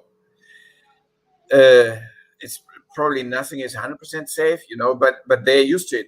That's what they fight daily, right? So, Mhm. and they promise us that they have the best DDoS protection you can possibly have. We're not going to host this game on our own server somewhere in the basement. This will be hosted by one of the biggest live services in the industry to make sure that these kind of things are the least of our worries. But of course, I cannot give any guarantee, with that. But I think we are set up as good as we can by using one of the big hosting services for online gaming rather than trying to do it on our own. Mhm. Because at the end of the day, that's key. It's a service, if it's not running, then you have a problem. So that's important to us. All right. Okay. So anyway, I just set up my other laptop just in case my camera turns off again. So, guys, so just throw in your questions if you still have any. I think I have raised most of the questions being asked here. So let me just move further on. And again, I'd like to say hi to our friends who are still here. And Team Replay, don't worry. This game is recorded, so you can catch up and watch the game later on. The session. Okay, so for my next question, I think this is my last question actually. So, Nine Lives Arena is is an NFT game at the end of the day. It's played based on cryptocurrency. My daughters. Oh, come here. It's based on blockchain technology and the likes. So, what do you think is the future or the impact of NFT gaming in the crypto community? I do have my own version of understanding how this uh, industry will go. But for you personally, what do you think will be the impact of NFT games like Nine Lives Arena in the crypto industry? So NFTs and gaming, online gaming Mm, especially, to me is a match made in heaven, right? correct. It clicked instantly for me as a gamer because I have played so many games over the last couple of decades, and I remember I played Bard's Tale on the C64, and one of the early RPGs, and I played it with my friend at his home because he had the computer, and there were 5 heroes that walk around in that game, and Hmm. we imaginary I owned one of them and my friend owned another one, and the other ones we didn't really care so much for. But basically I decided how we level up my guy, and he decided how to level up his guy. And in that instance, when I went home, I envisioned I would love to own this guy, bring him home, play from home, level him there, bring him back to him, and play with him there. Right? I wanted Hmm. true ownership. Imagine I found a sword in that game back in the day, and I could still use it today in other games because there was already full multiverse functionality. And Go ahead. yeah, Sorry. yeah, and that's you could never keep anything, right? You played all your games, but you not even as a collector's item. I couldn't keep any of the items from those games that I got really attached to. I remember when I stopped playing Ultima Online in 2003, I still played the service for another 10 years simply because I owned a property in that game. I owned a house, right? And a Hmm. lot of weapons. The house was full of weapons, and they were good weapons. So, and I envisioned if I ever come back to play the game, I don't want to start from scratch. I still want to have all those weapons, right? Because good games, you sometimes come back years later and get hooked again, or a month later, right? And now finally, NFTs give this to gamers, right? Gamers are used to buying items in games now since a lot of years, but they never have ownership. They can never really truly keep them. But now with NFTs, you can buy something, keep it, and the money you spend on it, you can get potentially back even with a profit because you bought it 3 years ago and now you sell it when you move on to the next game and you make the money back. All the skins I bought in all the games that I played in the past, I buy some nice spaceship skins in Elite Dangerous, and it's not an NFT, right? Correct. So I cannot sell them when I stop playing the game. But with Nine Lives Arena or any NFT based games, when you have stuff and you buy something, you own it, and when you move on to another game, you can sell it or you keep it, which is also very interesting, because you have a lot of memories around them and it was a good time, and you might have an OOOGY that you want to give to your son when he grows up so he can use the OOOGY. And he keeps it on in generations, Oh, this OOOGY is from my grandfather. I remember he told me about the game when I was 5. Stuff like that is going to suddenly be possible. And I think it's a complete game changer. We saw so many game changers in the industry, whether it was suddenly mobile gaming or we have VR gaming and there was, social media gaming on Facebook, all these kind of things. But they are all exciting. But, being able to truly own something and make money playing the games you love, play to earn, is probably going to have the biggest impact on gaming in the long run, right? Exactly.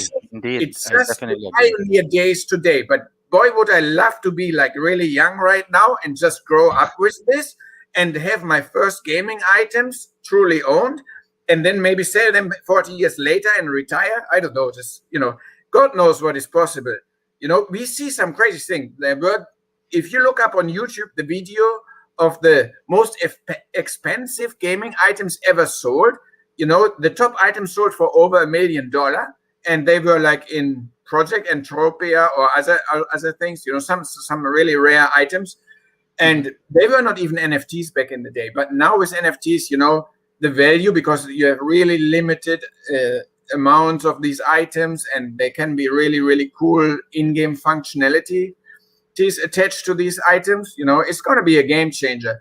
And people will suddenly, be able to, buy games with the money they made playing the old game.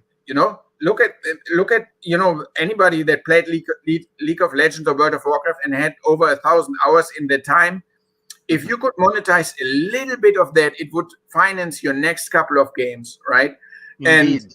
And you start your career as a gamer with one game, and then when you move on to the next one, the playtime is actually valuable and you can buy something with it. How much, that will always depend on the game and how much you invested into that game yourself, and a little bit of luck and this, because sometimes, games have rare loot drops and you can get really lucky and get something rare. But then, boy, is it exciting if you get something rare, right? If it drops all the time, boring, it doesn't hold any value. But the stuff that we will drop will be super rare. But when you get some, when you played World of Warcraft, my first epic item in bird farming outside monsters in the world, I got after 6 months. But Jesus, I was excited, right? Of course, it was something I couldn't use because I wasn't a mage. But I sold it on the marketplace in the game, but with in-game money, which I never saw in real life, right?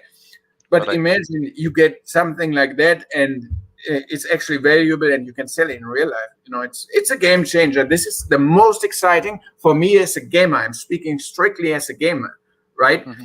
And of course, for game development teams, it's so early. The big publishers, they don't, they're a little bit scared because they have to come up with a completely different monetization strategy. It's a bit different business model, right? And for them to experiment with it, it takes a lot of balls. And they are a little bit, it takes time for them to jump on the bandwagon. but it can come sooner rather than later. But this is where all the indie games are shining, because the indie games, they are risk takers, right? We are out here and we are the first ones to do it. And there will be more and more indie games that will be really successful with this. And once they take off, then the publishers will be under pressure, right? Because Yeah, once the gamers catch this fire, I won't play a game where the skin I buy is not truly owned by me as an NFT. Why would I? Because it's money gone. It's money gone. If I buy it as an NFT, I can sell it later and get some money back, maybe even make a profit, right? So correct. there is just no point. Once gamers are really understanding this and they're used to the whole system, they won't play games where they can't get that anymore. It's so addictive. They don't go back to normal. Correct. And just to add on that, so I did mention this before to the community, and I mentioned it earlier as well. But let me just repeat it again, guys, because this is something really very significant in our time. And mind you, everyone, we are still in the middle of pandemic. There's still COVID-19 there, and there are new variants, there are lockdowns, and people are kept inside. But despite this bad things happening around, we are in the best era of our lives. Why? Because a lot of people, like we can say 9 out of 10 people, have a gamer inside of them. And what do we enjoy the most? Of course, playing games, right? So if you can play a game that you like, then you can be able to monetize it. Nothing. It's as Ralph said, this is heaven, right? So there wasn't an era before or a generation before that has this kind of setup. So we are living in the best, one of the best generations um, in our lives. So this is the best time. I know a lot of people are curious, actually. A lot of people are curious in terms of what games to play, in terms of security, in terms of how they can monetize things. So guys, there's plenty of games that are coming. Even Nine Lives Arena is still on its early stages. Imagine how successful this game will be when it goes live on Steam. Mind you, this is Steam, guys. I think no one can complain, or no one can say no on playing games on Steam. How safe. I have thousands of games on Steam, by the way, that I have. I think I only played a handful of it, And and you're all the supposed to rest are be a just, good player. yeah. Most of That's it are just given to me by MSI, and some I bought, and very few. I think I can count in my hands what the games that I played. But yeah, you touched a good point that nobody has to worry, and I wouldn't look at it from too strictly of a monetization point. You will be able to pick the games that you actually want to play, because they are your type of game and you love playing them, and then you can monetize with them. That's probably the best, and that will happen in the future. You don't need to play something that you don't like to play just to make money. You will be able to play the games you love and make money with those. Of course, right now not every game has it, and you have to be a bit selective. But if you look Mhm. around, Indeed. there are a lot of people building play to earn games, and there will be some good ones, some bad ones, but it's coming, and there will be Yeah. more good ones all the time. So Yeah, and at the end, I think you're correct, because at the end of the day, not all games will be really. It depends on the person who will like the game. So yeah, and I that's want to be honest here, because as a gamer, if you look around it, and yes, there are scams in the cryptocurrency industry, and unfortunately, that doesn't stop with games. There are projects out there, so you need to do your own due diligence on those games, and correct. don't believe all the smoke and mirrors that somebody tells you, because they promise that it's easy to promise the world, but then they hold up no promises. If somebody promise you, the moon, be The very stars and the careful. moon. Yeah. So all I can tell you, we making a game that is good for gamers, and everybody on Steam, they can play this game. This is key. They can play it without understanding cryptocurrencies. They don't need a wallet to play the game. They don't need anything. They play, and the first, the majority of the initial players in Nine Lives Arena, they won't have any interaction with the blockchain part. That will start when they see an opponent wearing a really cool armor, and they haven't seen that. And then in the after combat chat, they will ask, dude, that helmet is sick. Where did you get that? And he will say, well, I can make you one. I'm making these, right? Ching, ching. And and then what do you mean you're selling these? And then the community, you guys that are actually there with blueprints, you will educate the other guys. And then, they're like, oh, okay.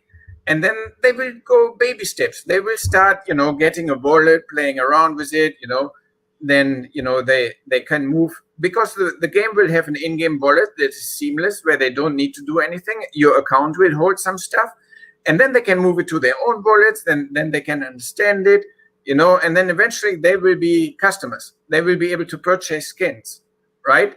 But it is key that we don't build a wall for normal gamers that have to, I need a wallet, I need a cryptocurrency. How does that work? And then they get scared and they leave. No, they just buy the game, they play it, and then through just playing, they will then discover OOGY and cool NFT OOGYs that they have never seen, cool armors, cool weapons, these kind of things.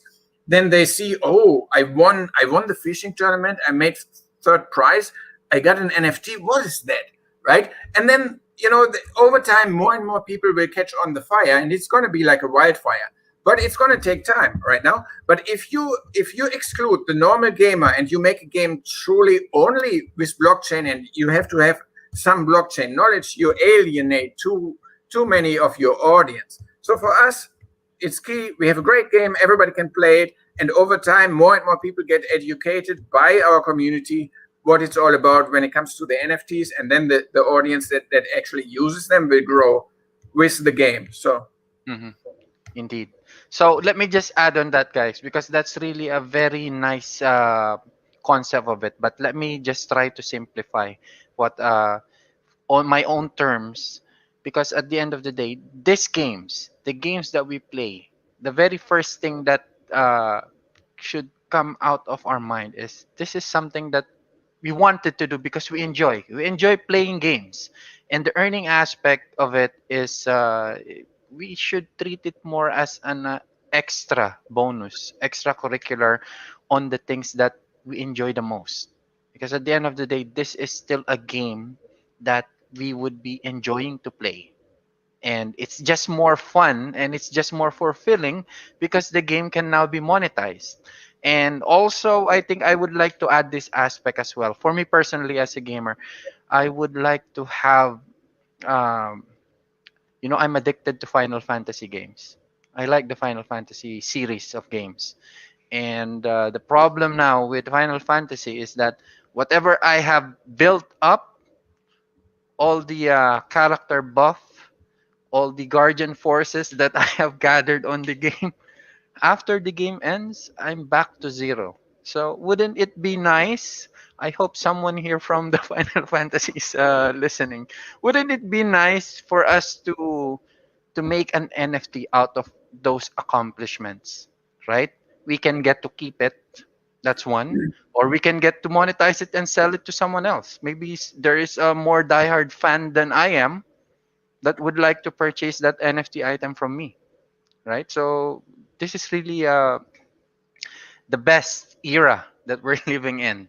So, uh, Ralph, thank you very much. It was really what do you call it? It was really enlightening. And guys, there's a lot of spoilers that he did mention about the game. So you know what to do now when this game opens on Steam. But before that, let me just summarize everything that we have learned about Nine Lives Arena. So first things first, it's not too late to jump in the game. It's on its alpha stages, so we're not late in terms of playing against other players. Because sometimes I know some players who get scared, like if I enter the game too late and there's a lot of other strong and skilled players already, within the game. So sometimes I just rather look for a different game. But good thing is this is on its early stages, so everyone can join and jump in, and it has a lot of bright future ahead. There's a lot of things that's gonna evolve within the game. So this is the best time to play Nine Lives Arena. And in terms of the gameplay, so you have two character guys. One is your Oogie, who does the work for you in terms of gathering resources and your equipment buffing. So you have your Oogie to work for you 24/7. Imagine that, guys. You're not even if you're not playing, you're doing something else. Your Oogie can still work for you. And in terms of your character, you can buff your character. You can play on the live arena with other players. Again, regardless if you have a very strong equipment or not, 95% of the time it all boils down to your skill, how you will play against other players. Then after that, if you want to sell all your NFTs, then go so be it, right? So you enjoy the game at first, then if you want to monetize, there it is. We have a platform. There's a blockchain technology for you to be able to monetize this game. But at the end of it all, this is something that we should be enjoying playing, especially guys for all those RPG lovers there. This is one of the I think the one of the most promising games that's gonna come out really soon. Well, it's out, but still not fully engaged. So do we have any questions here? Here, there's one question. Maybe we can address this, Ralph. Is the game device sensitive? I think what she meant here is, can she use multiple devices to play the game without any issue? Maybe aside from the aspect that we did discuss earlier, that the OOGY can be checked or played via a So, mobile device. But in so terms of the game, yeah. when you get the game, you have to enter a username and a password, right? This Yes. is your account, and what computer you use it on, it doesn't really matter. You can, Okay, good. whatever computer you're on, if you use your username and your password, you can log into it. So it's not device sensitive. It's just account. Okay, all right. So now that's clear.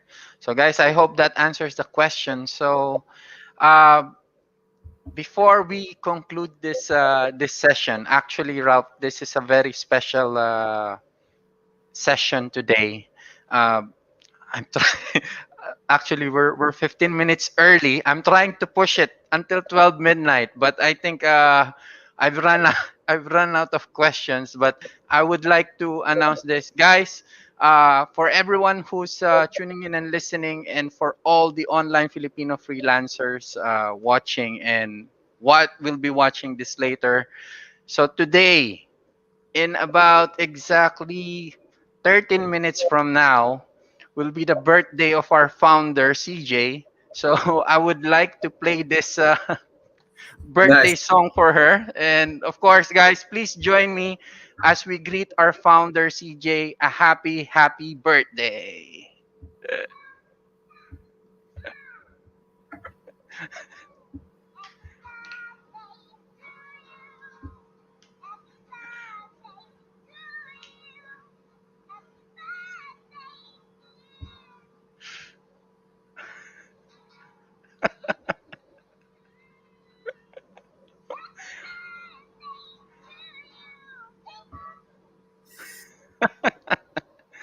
All right, so there you go, guys. To my Birthday. partner, the founder of Online Filipino Freelancers. Let me just pause this.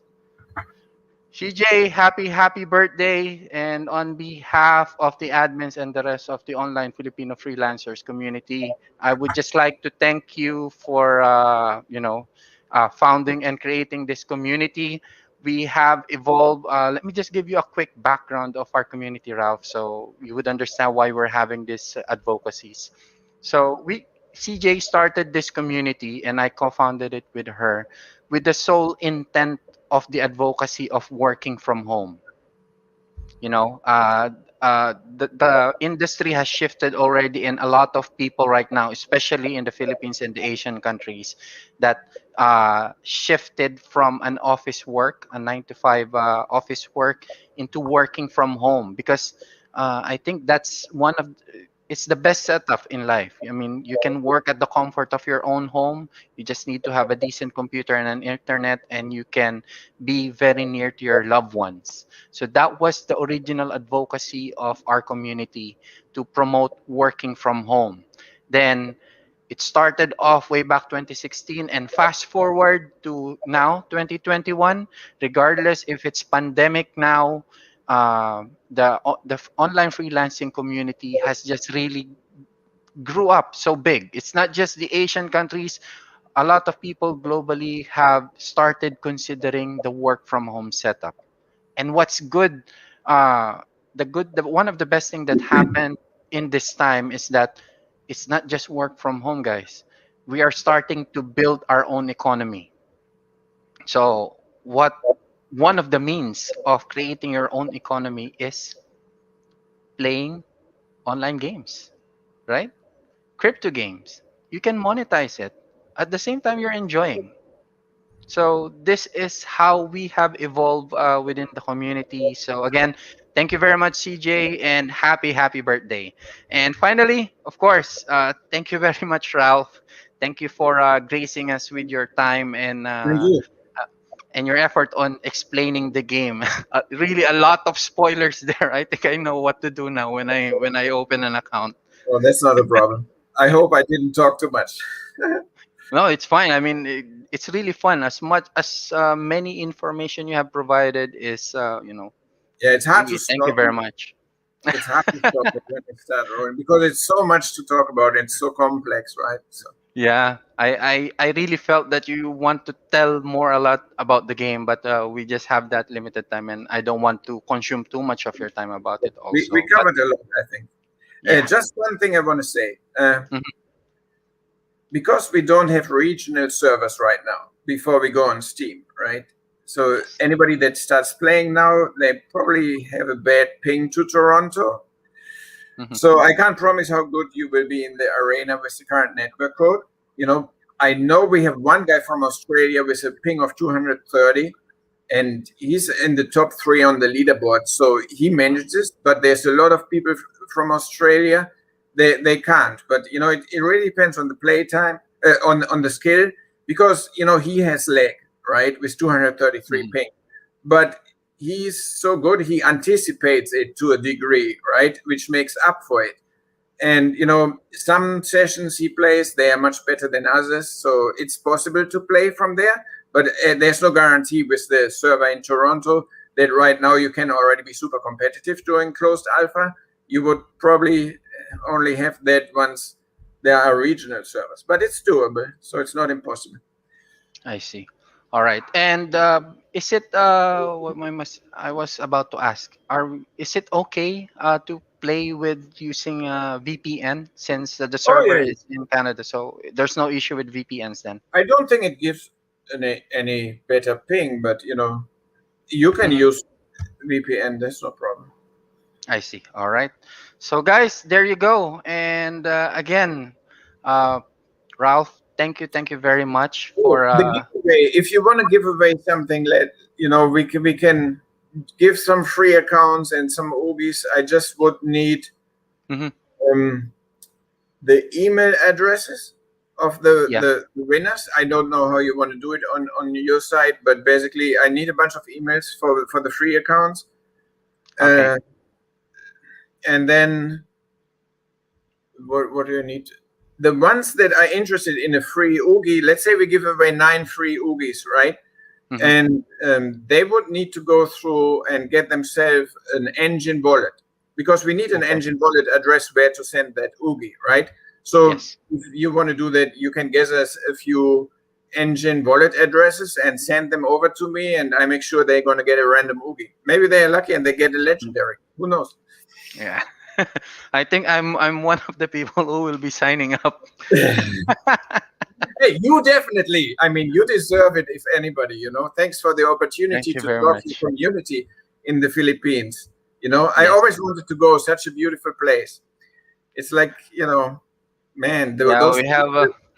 we have beautiful beaches, especially at the Yeah, south. But yeah, well, it's still pandemic now. Hopefully, yeah, it yeah, I you know. know Right now, it's just. everything open up really soon. So I'm just well, like we can you. get to travel.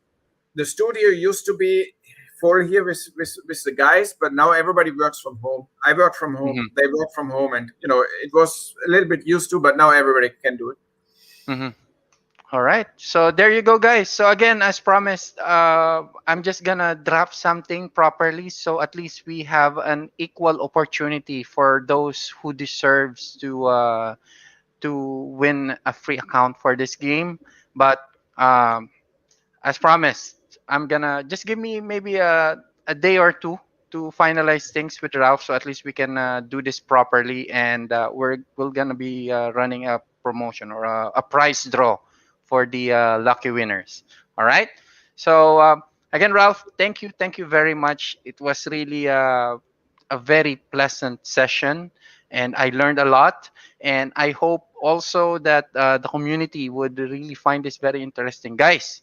I'm, I'm telling you now, play Nine Lives Arena when it's out. All right, so right, it's still on its alpha stages, and of course, guys, to the community, thank you very much. And again, next week. So it's still a surprise, but next week, next Friday again, we're gonna be introducing a different game for you to understand and consider. All right. So thank you, Ralph. Again, I don't know how many times I have thanked you already, but Yeah, it and was really again, an thank honor. you. It was really an honor. Thank you very much. No, it was really a pleasure. Thank you so much, and I'm happy to do this again, maybe in a year or whenever you feel like it. When the game has evolved further, do another session.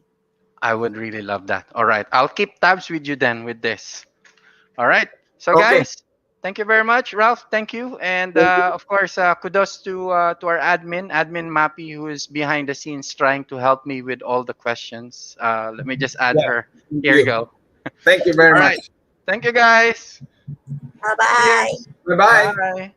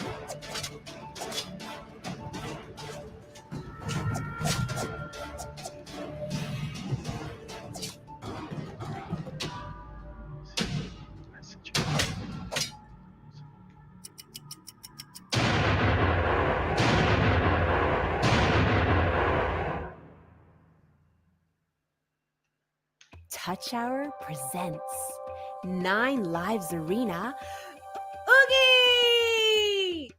The world's first cross-platform companion. They're accessible in Nine Lives Arena and on the MyOOGY mobile app for iOS and Android, which is currently in development. What's an OOGY? Remember Tamagotchis? All they could do was eat and poop. OOGYs are Tamagotchis on steroids. They're your best employee and work for you 24/7. You can still gather resources and do the grinding yourself, but why when you've got an OOOGY? To keep your OOOGY happy, make sure you feed him enough fish.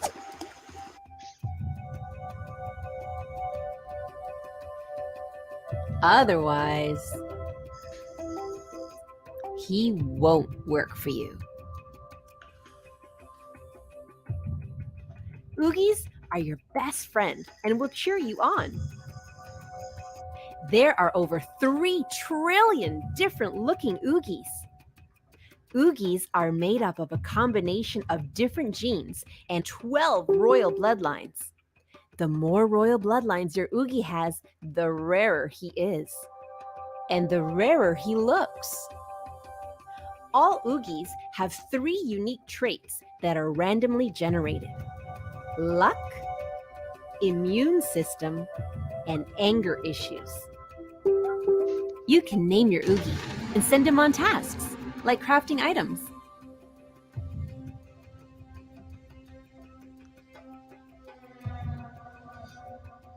Don't delay. Grab your OOOGYs today at the 9 Lives Arena store. And we'll see you in the arena.